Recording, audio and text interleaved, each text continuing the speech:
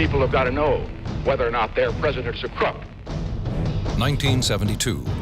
Washington, D.C. police arrest 5 burglars with political connections at the highest levels. I said we had nothing to do with this foolishness. We had no idea it would reach into the White House. Well, I'm not a crook. I had become the desk officer for the cover-up. The president is under fire. What did the president know, and when did he know it? It was him or us. Either he was right or we were right. The questions and answers. The story behind the Watergate scandal.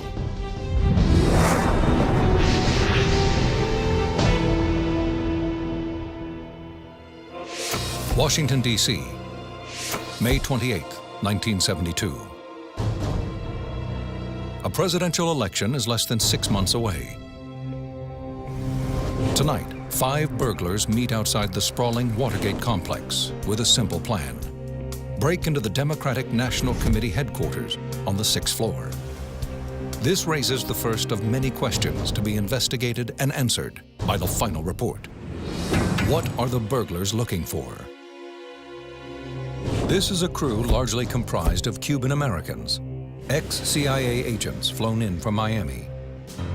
They're on assignment for Howard Hunt, a former CIA operative, and G. Gordon Liddy.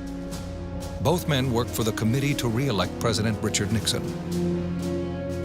When we chose them, we went through their CIA training files. They all had done very well. They were remarkable guys. These are good people. In a Gallup poll released May 1st, President Nixon has a double-digit lead over his likely Democratic opponent, Senator George McGovern of South Dakota. You give us back our country. Considering the president's lead, why do members of the committee to re-elect the president resort to illegal tactics? Midnight.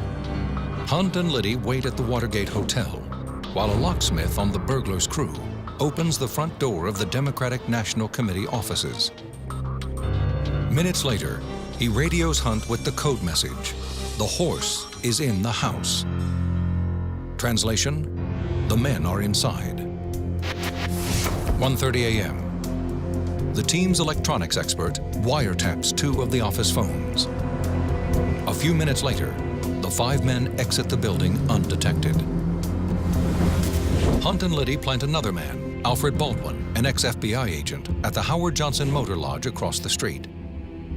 Baldwin has his orders: listen in on conversations at the Democratic National Committee office and write down anything he hears. For the next 20 days, he monitors the wiretaps. What does the Nixon campaign hope to learn?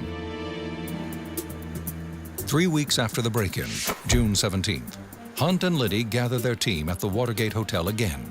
They tell the men that one of the bugs is defective. Their assignment is to fix it tonight. Each man knows his job.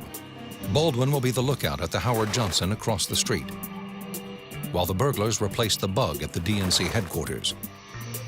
Hunt and Liddy will keep in radio contact from their room at the Watergate Hotel. 1 a.m.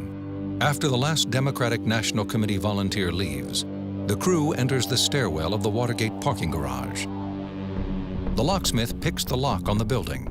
Another man tapes the door open, and they enter. They took tape, taped it across the spring-loaded lock so that it would not engage, and they could just bump their way in with their hip in and out. The burglars walk up to the 6th floor to the DNC offices. 1:50 a.m. In the parking garage, security guard Frank Wills notices the tape on the stairwell door. He immediately calls the police. Why does the taped door cause such concern? 3 off-duty officers pull up outside the Watergate in an unmarked car. From his lookout post across the street, Baldwin studies the men. They are casually dressed and do not appear suspicious. Then Baldwin sees a light go on in the building. He tries to warn the burglars, but it's too late. Inside, the police arrest the 5 men at gunpoint. One of the burglars radios G. Gordon Liddy. And then finally, we heard them. And what he said was, they got us.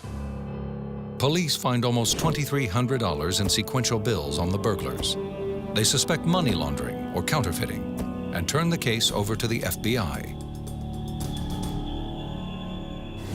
Hunt and Liddy exit the Watergate Hotel discreetly. They drive away unnoticed. The next morning, the story of the break-in falls to 2 low-ranking reporters at the Washington Post, Bob Woodward and Carl Bernstein. Ben Bradley, the executive editor, puts the local story on the front page. It was a slow day. It was Sunday. It was a police story, and the only thing that made it interesting was the fact that it was at the Democratic National Committee. But it doesn't generate much attention. In fact, the Washington Bureau of CBS News assigns the Watergate story to a young reporter named Leslie Stahl. I had just been hired, so I was the real rookie in the Bureau. I think that they sent me to cover this was a measure of how insignificant they really did think the story was. June 19th. A day later, Woodward and Bernstein land a story on the front page. The article links the break-in to the Committee to Re-elect the President. One of the arrested burglars, James McCord, is the committee's security coordinator. That same day, a Post reporter on the police beat calls Woodward with a tip. The burglars left behind 2 address books and a check from Howard Hunt in their hotel room at the Watergate. Hunt's initials are scrawled inside, next to the initials WH, which Woodward learns stands for White House. The reporter quickly dials the White House and asks for Hunt. Hunt no longer works there, but Woodward tracks him down. Woodward said, "Mr. Hunt, we want to ask you why your name is in the address book of one of the burglars." And the next thing the Hunt said was, "Oh my God." That night aboard Air Force One, Chief of Staff Bob Haldeman tells President Nixon that one of the Watergate burglars is James McCord, an employee at the Committee to Re-elect the President. Nixon writes in his memoirs, quote, "I could not muster much moral outrage over a political bugging." June 20th. The Washington Post runs a page-1 story linking former White House consultant Howard Hunt to the Watergate burglars. The article also reports that until a few months ago, Hunt had worked for presidential aide Charles Colson. After seeing Colson's name in the paper, Nixon is now horrified that one of his closest aides has been publicly connected to the burglary. As Nixon's legal counsel, Colson is a member of the president's inner circle, a group that includes Nixon's chief of staff, H.R. Haldeman, and his top domestic policy advisor, John Ehrlichman. For their zealous protection of the president, Haldeman and Ehrlichman are nicknamed the Berlin Wall. 2:20 p.m. Nixon calls Charles Colson into the Oval Office. Colson says that at this point, he has no reason to suspect that the White House is involved in Watergate. I walked in and said, "This is one of those times, Mr. President, when you want everybody to testify because we had nothing to do with this foolishness." But the meeting with Colson does little to calm the president, in part because he considers members of the press his political enemies. A block away, Jack Nelson has the White House beat for the LA Times. He knows the president is highly suspicious of others. He was paranoid, and people who covered him knew that. I don't think that image of him necessarily was out in the country, but it was certainly among the people who covered him. What is Nixon paranoid about? Publicly, the White House dismisses the break-in as a, quote, third-rate burglary. Privately, the president's closest aides worry the press will dig deeper. What are Nixon's aides concerned that the press will find? Haldeman and Ehrlichman have faithfully executed Nixon's wishes since the early 1960s. But in the coming months, President Nixon will begin to publicly question his own inner circle. There had been an effort to conceal the facts, both from the public, from you, and from me. Nixon's struggle to contain the Watergate scandal, and the answers to our questions when the final report continues.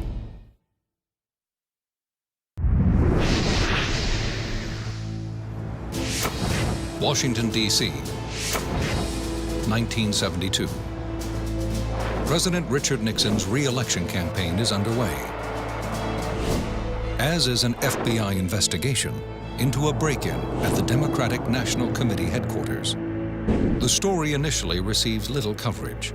In less than 3 weeks, the Watergate story all but disappears from the media. I remember once saying to Bob Woodward, who was my friend, I have to get off this story. This is not good for my young career at CBS. And he said, don't get off it. Trust me, don't get off it. July 10th. Alfred Baldwin, the lookout during the Watergate break-in, approaches the FBI. He reveals that after the botched burglary, he contacted members of the Committee to Re-elect the President for guidance, but received none. Baldwin decided to come forward because he, quote, had been disowned by the committee. Baldwin tells the FBI that Howard Hunt and G. Gordon Liddy directed the Watergate burglary on behalf of the Committee to Re-elect the President. Baldwin agrees to testify and is never charged. September 15th. Based on Baldwin's information, a federal grand jury indicts the 5 Watergate burglars, as well as Liddy and Hunt.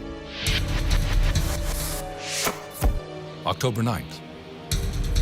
Washington Post reporter Bob Woodward arranges a late-night meeting with a confidential source he's known for many years. Woodward takes great pains to avoid being followed. He switches cabs on the way to the rendezvous point, column 32, in this parking garage in Roslyn, Virginia. The man tells Woodward that employees of the Committee to Re-elect the President were not only behind the Watergate break-in, but that they're deeply involved in all kinds of political sabotage against Nixon's enemies. Back in the Washington Post newsroom, Woodward refuses to reveal the name of his anonymous source. His colleagues nicknamed the unknown man Deep Throat. The intrigue surrounding him raises one of the many questions that we'll answer in the final report. How important is Deep Throat to the Watergate story? October 10th. Woodward's article hits the front page. The public learns that Watergate was just one of many surveillance operations directed by the president's re-election campaign. Inside the White House, President Nixon follows the newspaper's coverage. Does the White House know who's leaking information to the Washington Post? November 7th, Election Day. President Richard Nixon carries 49 states, all but Massachusetts, in the largest electoral landslide in American history.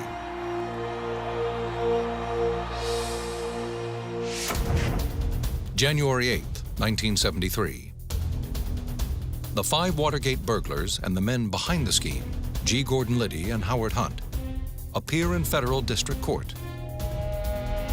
Hunt pleads guilty to 6 charges, including conspiracy and wiretapping. The following week, 4 of the 5 burglars follow suit and enter guilty pleas. Burglar James McCord and Liddy both plead not guilty. They refuse to discuss whether anyone higher up is involved. The judge on the case, John Sirica, suspects a deeper conspiracy. He grills the burglars on whether the White House played a role. I had very little courtroom experience by that time in my career, and I kept saying to people around me, is that unusual? And they said, yep, that's unusual. Judge Sirica asked the men one more question. Who's paying the burglars' legal bills? The men say they don't know. Raise your right hand. January 20th. Richard Nixon takes the presidential oath of office for his 2nd term. It is just 2 months until the last American combat troops withdraw from Vietnam. As America's longest and most difficult war comes to an end, let us again learn to debate our differences with civility and decency. The president adds John Dean to his inner circle. He asks the young attorney to manage the Watergate scandal by controlling the flow of information in and out of the White House. After Nixon wins his landslide victory, He's not quite sure what is going to happen with Watergate, but he's quite sure what he wants to have happen. He wants it ended. I, in essence, had become the desk officer for the cover-up. January 30th. The jury in Liddy and McCord's Watergate trial finds them both guilty of conspiracy, burglary, and wiretapping. But the trial ends without any proof of a larger conspiracy. Judge Sirica urges the U.S. Senate to look deeper into Watergate, saying, quote, "I am still not satisfied that the pertinent facts have been produced before an American jury." February 7th. The Senate creates a committee to determine if Richard Nixon's last campaign involved illegal activity. They also hope to answer the question, did President Nixon play any role in the Watergate break-in? March 23rd. At the sentencing hearing of all the Watergate conspirators, Judge Sirica reads a letter in open court from James McCord, one of the burglars. McCord says, quote, "There was political pressure applied to the defendants to plead guilty and remain silent." This letter hints at a larger conspiracy and ignites national interest in Watergate. April 6th. John Dean, the young White House counsel, approaches Senate investigators. Dean is convinced that the Watergate cover-up is spiraling out of control. He offers to tell them everything he knows. April 17th. The president, aware that Dean is talking to the Watergate investigators, no longer trusts him. In a private meeting, Nixon asks Dean to resign. He then passes me a letter across his desk where he's got it drafted, and it's just an open confession. Nixon tells Dean that he is also planning to remove his top aides, Haldeman and Ehrlichman. Dean knows that the two men are also involved in the cover-up, yet he suspects that he will be the president's lone fall guy. This isn't an acceptable role for me. And I said, well, I'd like to have a letter that says that Haldeman and Ehrlichman are resigning as well. April 29th. Camp David, Maryland. In what he calls one of the most difficult decisions of his career, Richard Nixon asks Haldeman and Ehrlichman for their resignations. In his memoirs, the president writes that he told the men, quote, "When I went to bed last night, I had hoped and almost prayed that I wouldn't wake up this morning."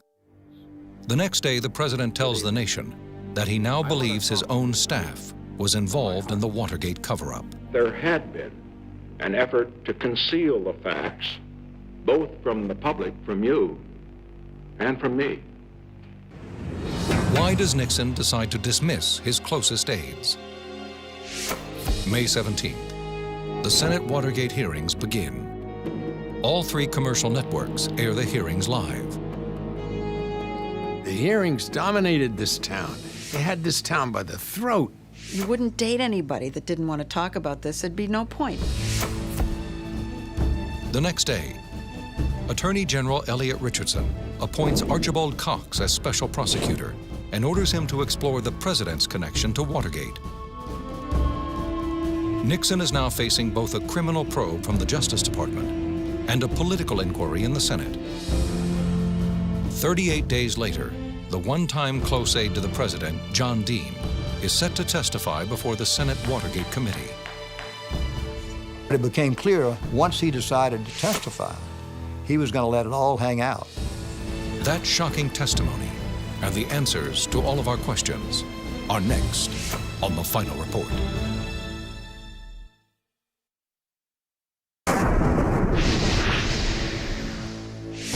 June 25th, 1973, Washington, D.C. A standing room-only crowd waits for President Nixon's former legal counsel, John Dean, to testify in front of the Senate Watergate Committee. Counsel will call the first witness. Mr. John W. Dean III. I sincerely wish I could say it's my pleasure to be here today, but I think you can understand why it's not. For almost 8 hours, Dean reads a 245-page statement before a national TV audience. He outlines what the president called, quote, his dirty tricks campaign. The revised domestic intelligence plan called for bugging, burglarizing. People at home watching it live on television were just glued. June 28. Republican Senator Howard Baker asked Dean the question on everyone's mind. The central question at this point is simply put, what did the president know, and when did he know it? July 16th. The committee calls the president's little-known deputy assistant, Alexander Butterfield. Republican counsel Fred Thompson is the first to question him. Mr. Butterfield, are you aware of the installation of any listening devices in the Oval Office of the president? I was aware of listening devices. Yes, sir. What prompts the committee to ask about listening devices in the Oval Office? I was sitting next to Mary McGrory, a famous Washington reporter. I said, did I hear right? Did I hear right? If there are tapes, oh my goodness. What has Nixon said on the tapes? You understand the problem we have here. The news of the secret taping shocks the president's staff. I felt betrayed because the whole idea of being able to be an advisor to the president is that you can talk candidly to the president. Why is the president taping his conversations? Special Prosecutor Archibald Cox plans to subpoena the White House tapes, but he doesn't for another week. Until then, Richard Nixon is not obligated to turn them over. He could have had a bonfire on the White House lawn and burned them and could have gotten away with it. Why doesn't Nixon destroy the tapes? July 23rd, Cox subpoenas the tapes. Nixon refuses to release them for months. October 20th, in a desperate move, the president orders Attorney General Elliot Richardson to fire the special prosecutor. Richardson and his deputy refuse to do it. They resign instead. Finally, the Solicitor General, Robert Bork, agrees to fire Cox. The press calls the event the Saturday Night Massacre. The firing sparked anger around the country. There's talk in Washington that the president might face impeachment if he continues to stonewall the investigation. Nixon's staff catalogs and transcribes the tapes. November 21st. The administration announces there's a problem. The White House says that when Nixon's secretary, Rosemary Woods, was transcribing the tapes, she accidentally erased an 18.5-minute section. She reenacts the moment in a move the press instantly terms the Rosemary Stretch. Was the tape deliberately erased? February 6, 1974. Nixon has dodged federal subpoenas for 6 months. The House of Representatives, by a vote of 410 in favor to 4 opposed, instructs the Judiciary Committee to consider articles of impeachment. April 30th. Nixon releases edited transcripts of the White House tapes to the public. The tapes themselves are not released, but Americans are surprised by the president's vulgar language. There were these parties where, if transcripts came out, we would sit in a circle and read them out loud. They were filled with expletive deleteds and things, so there'd be a lot of laughter. July 24th. The U.S. Supreme Court orders Richard Nixon to release the White House tapes. It was the knockout blow. If we didn't have the tapes, I don't know whether we would have gotten him or not. He hung himself, really, with his own tape, which is one of the tragedies of Watergate.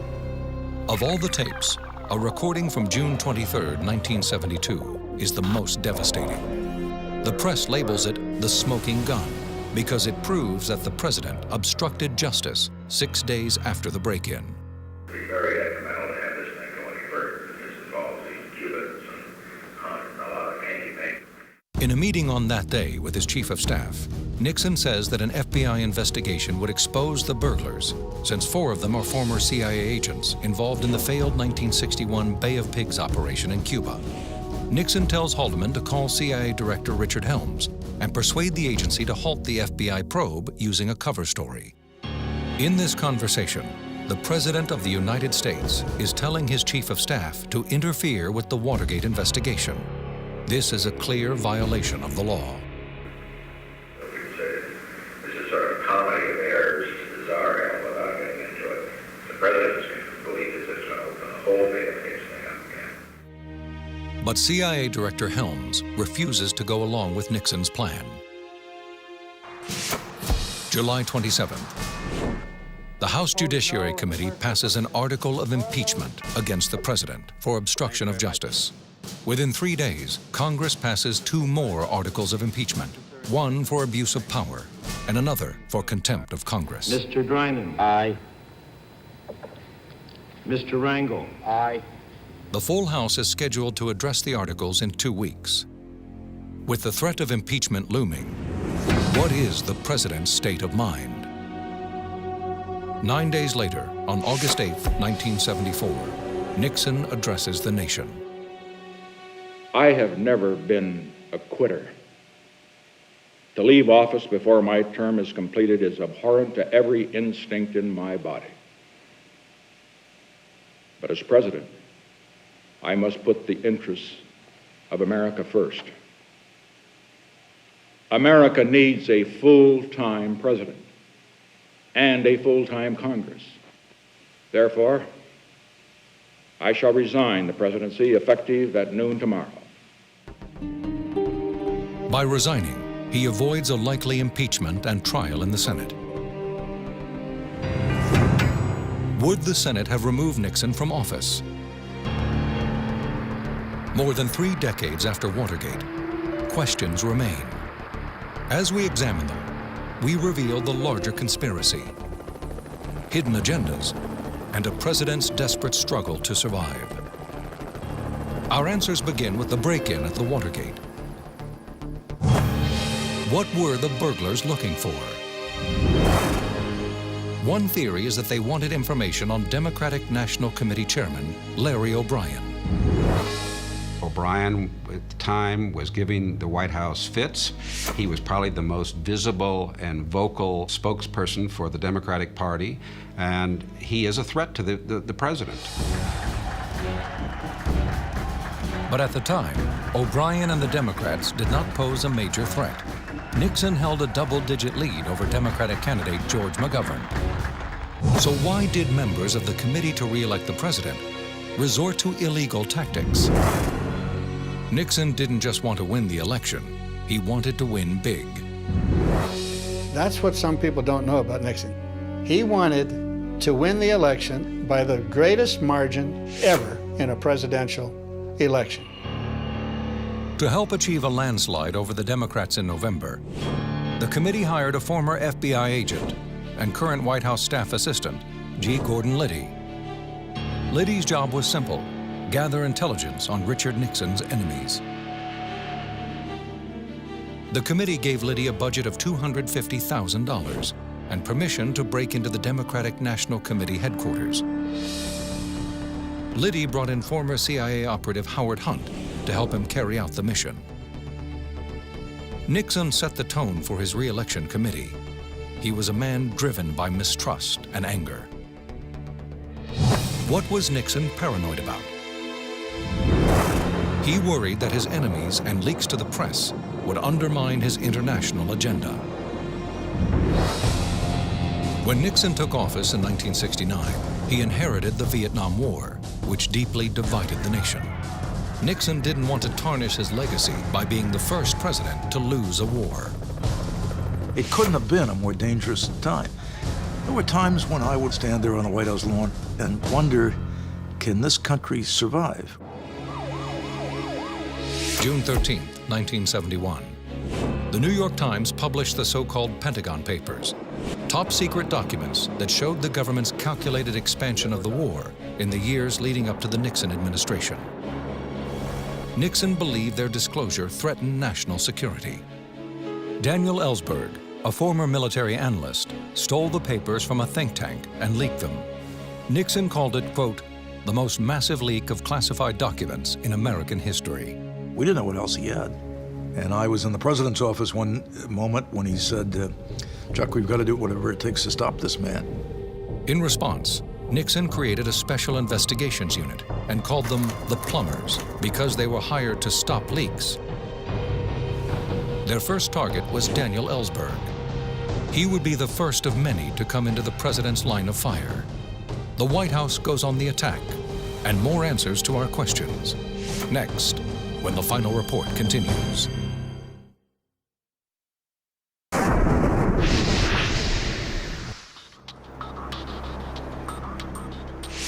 June 13, 1971. Anti-war activist Daniel Ellsberg leaked top-secret Pentagon documents to the New York Times. President Nixon's surveillance team, known as the Plumbers, were instructed to gather any information on Ellsberg, including his file at his psychiatrist's office. And we thought he may have said to the psychiatrist what else he had and what he intended to do with it. September 3rd, Labor Day weekend. Acting under direct orders from the White House, Howard Hunt and G. Gordon Liddy hired Cuban-American ex-CIA agents to break into Ellsberg's psychiatrist's office in Beverly Hills, California. But they didn't find his file. 8 months later, some of the same burglars from the Ellsberg job entered the Watergate. This time, they're acting on behalf of the Committee to Re-elect the President. After bugging the DNC offices, Alfred Baldwin, the lookout, monitored the conversations from across the street. What did they hope to learn? They wanted advanced knowledge of DNC campaign tactics. The mission was a failure. Baldwin took detailed notes, but he was mostly eavesdropping on office gossip among secretaries. Worse yet, the bug on DNC Chairman Larry O'Brien's phone was defective. 20 days later, Liddy sent his team back into the Watergate. James McCord, the security coordinator at the Committee to Re-elect the President, entered the Watergate garage's stairwell and taped open the door to the building. McCord assumed that the security guard would see the tape, but that it would not surprise him. That's because the cleaning staff typically taped doors open as a matter of convenience. It was so much easier when they're carrying all these buckets and brooms and mops and things to be able to just bump it open with their hip. We saw that, and we emulated that. Security guard Frank Wills did see the tape, but he removed it and continued his rounds. Less than an hour later, Wills noticed the door had been retaped. Now he called the police. Why did the taped door cause such concern? The security guard knew the cleaning staff had gone home for the night. I didn't know that. The guard did know that. In the months that followed, the press focused on the Watergate burglars and their connection to Nixon's re-election committee. What were Nixon's aides concerned the press would find? Their worst fear was that the Watergate conspirators would expose the White House-sanctioned break-in of Daniel Ellsberg's psychiatrist's office. They couldn't have survived the fact that these are the same guys that were operatives of the White House. Nixon's inner circle was less concerned about the DNC break-in. They were more worried about what the burglars might say to police about the Ellsberg job. June 20th, just 3 days after the break-in, Nixon met with his chief of staff, H.R. Haldeman, in the old executive office building. 18.5 minutes of that conversation are missing from the White House taping system. Was the tape deliberately erased? Yes, it seems likely, because it was erased as many as 9 different times.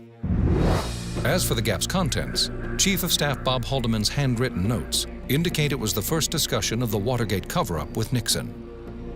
He wrote that the president, quote, feels we should be on the attack for diversion and not just take it lying down. As the White House tried to quash the Watergate story, a young Washington Post reporter was digging deeper. On October 9, 1972, Bob Woodward headed to an underground parking garage and met his confidential source, who for years was known only as Deep Throat. How important was Deep Throat to the Watergate story? The mystery surrounding his identity exaggerated his significance, but his role was critical. Throughout the fall of 1972, Woodward returned to Deep Throat for new leads. In exchange, Woodward protected the identity of his source. It would be more than 30 years before his identity was revealed as Mark Felt, Associate Director of the FBI.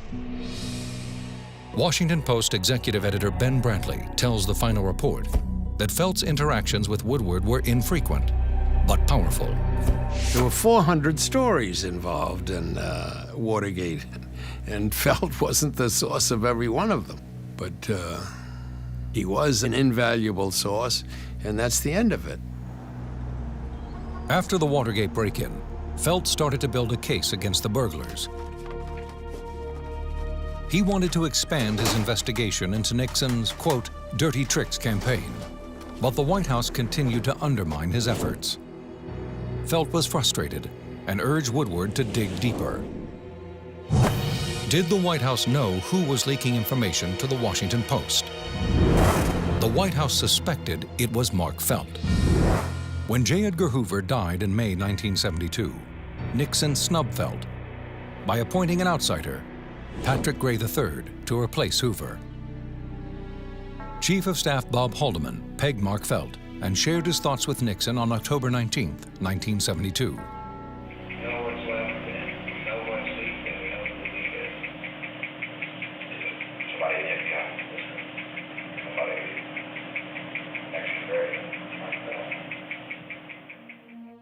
The president was powerless to stop Mark Felt.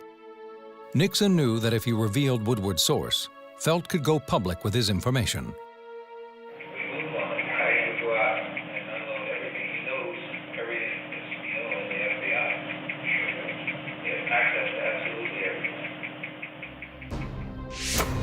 On January 15, 1973, Judge John Sirica dealt Nixon another blow by asking the Watergate burglars if the White House was involved. The men said no. Sirica then wanted to know who was paying the burglars' legal bills. The committee to re-elect the president paid the burglars directly out of Nixon's campaign funds. The so-called hush money kept the burglars quiet for a while, but the committee faced the prospect of ongoing payoffs to guarantee their silence in the future. Nixon's legal counsel, John Dean, knew the Watergate cover-up was out of control. These men are not going to remain silent forever, and the investigations are not going to go away. I said, somebody's got to really go in and blow this whole thing up with the president. March 21st, 10:12 a.m. In a private meeting that lasted nearly 2 hours, Dean told Richard Nixon the cycle of so-called hush money would never end. We have a cancer within, close to the presidency, that's growing. There's a problem of the continued blackmail. It'll cost money.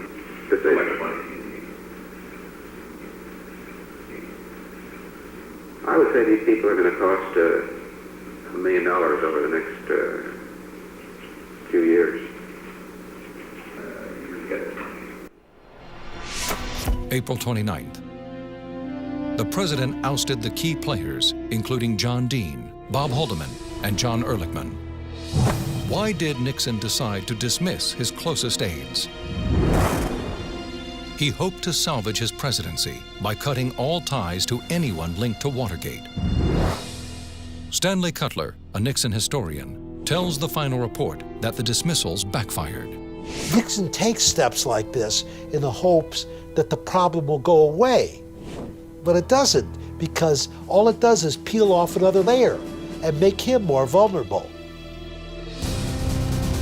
Nixon now faced the scandal alone. His last stand and the conclusion to the final report are next.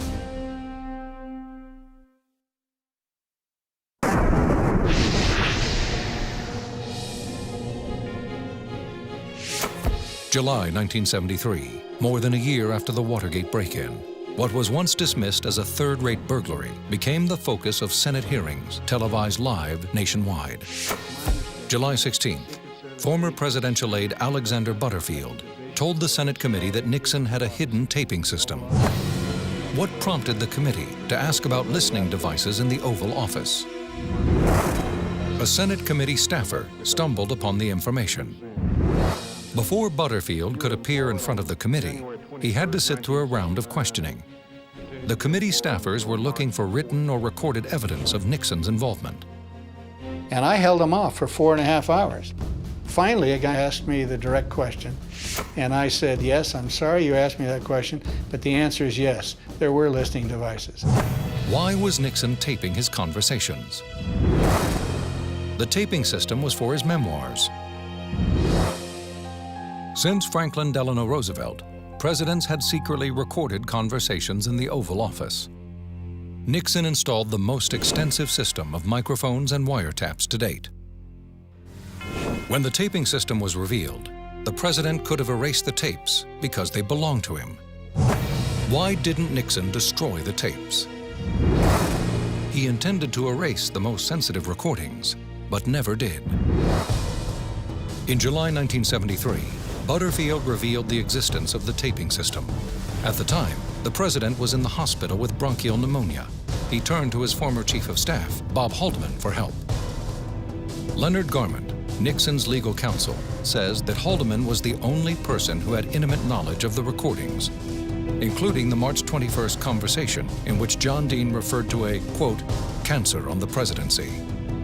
Haldeman weighed in on the side of keeping the tapes. He thought that that conversation, and presumably other conversations that he knew about, would help the president rather than hurt him. July 1974. The House Judiciary Committee passed the third and final article of impeachment. It appeared that the full House would vote in favor of impeachment, prompting a trial in the Senate. But if the Senate voted to acquit him of all charges, he could serve out his term. Would the Senate have removed Nixon from office? Yes. Even members of his own party were poised to remove him. On August 7th, Republican Senator Barry Goldwater visited the White House with a sobering message for the president. Nixon did not have the votes to avoid a conviction by the necessary two-thirds majority in the Senate. It was Barry Goldwater and two other top Republicans who went to him essentially and told him, Mr. President, the jig's up. With impeachment looming, what was the president's state of mind?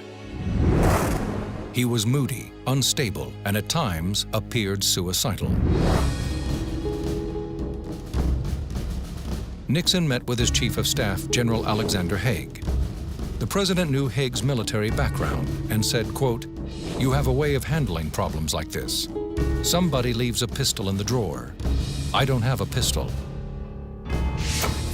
August 8th, the president finally succumbs to the Watergate scandal.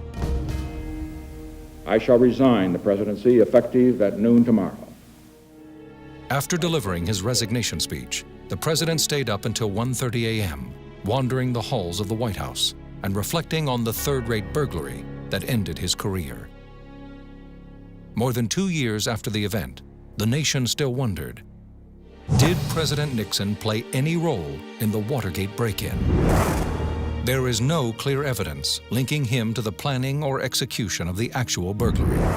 However, he created the plumbers unit and tacitly approved covert operations that led to Watergate, and his repeated demands for information on his enemies inspired the break-in. The decision to go into the Watergate is the result of any number of conversations that Nixon has with his immediate staff saying, we've got to get more stuff on them. On August 9, 1974, Richard Nixon said goodbye to the White House, leaving one huge question behind. What did the president know, and when did he know it? Nixon's crime was the Watergate cover-up, which he orchestrated. In the final report, it's clear that Watergate dramatically eroded the power and prestige of the presidency. After Watergate, Congress took a series of steps to counteract Nixon's policies. It voted to cut the president's post-war funding of the South Vietnamese government, leading to the fall of Saigon. It overrode Nixon's veto to pass the War Powers Act, which restricted the president's ability to unilaterally enter a prolonged military conflict. And in hopes of preventing similar scandals, it required candidates to disclose their campaign funds.